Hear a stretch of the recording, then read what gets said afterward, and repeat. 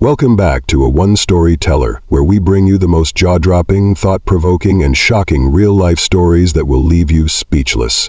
Tonight, we take you into a story of abuse of power, racial injustice, and an unexpected twist that no one saw coming. What happens when a paramedic, dedicated to saving lives, finds herself brutally attacked by the very people sworn to protect her? And the biggest question, what happens when the victim she was trying to save turns out to be the one man who could change everything?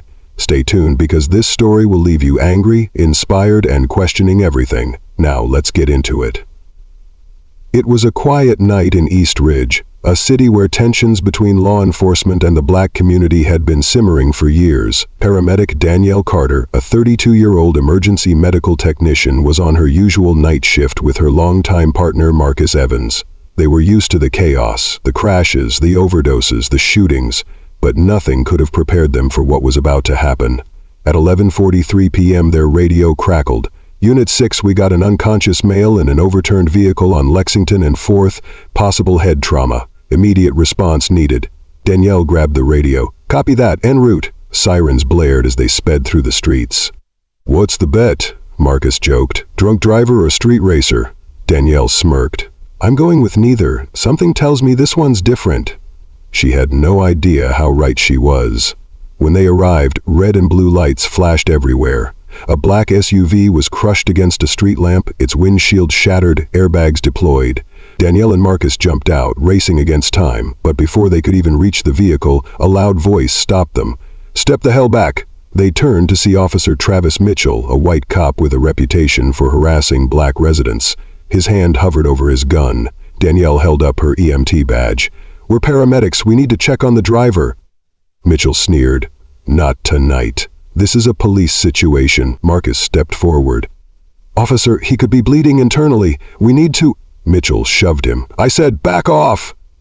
Danielle's heartbeat pounded in her ears. Seconds mattered. Ignoring Mitchell, she rushed toward the car. She barely made it 2 steps before she felt a crushing blow to her face.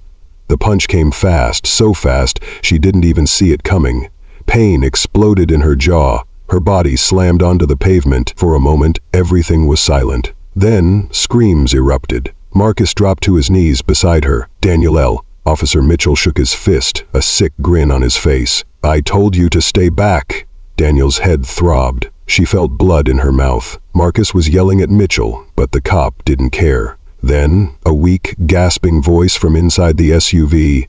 Help me! Danielle's eyes snapped to the vehicle, and that's when she saw him. The injured man was wearing a police captain's uniform.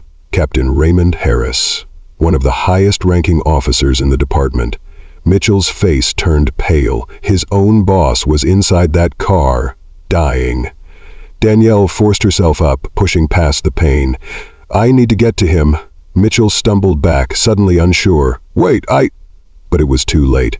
The other officers on the scene, who had once stood silent, rushed forward. They helped Danielle and Marcus pull Captain Harris from the wreck. Danielle ignored Mitchell, ignored the pain in her face, ignored the blood. She had a job to do. The moment the ambulance doors slammed shut, the city was already erupting. By morning, footage of the assault had hit social media. Racist cop punches black paramedic while she tries to save his boss. The headlines exploded. Protesters took to the streets. Justice for Danielle, signs flooded downtown. And Officer Mitchell, he tried to cover it up, but Captain Harris had other plans. After emergency surgery, he went live from his hospital bed. The woman Officer Mitchell assaulted is the only reason I'm alive today, and I will make sure justice is served. Within hours, Mitchell was suspended without pay, but the community wanted more. 2 months later, Officer Mitchell stood in court. The charges: felony assault, misconduct, and obstruction of emergency services. The prosecution played the footage. The punch. The smirk. The abuse of power. The jury took less than 3 hours. Guilty. The judge did not hold back. Officer Mitchell, you are a disgrace to the badge. You are sentenced to 6 years in prison. But her case changed everything. New laws were passed making it a felony for police to interfere with emergency medical responders. Mitchell's conviction set a national precedent. And Danielle, she went back to work. Because that's what heroes do. And there you have it. A story of injustice, courage, and a twist that no one saw coming. What do you think?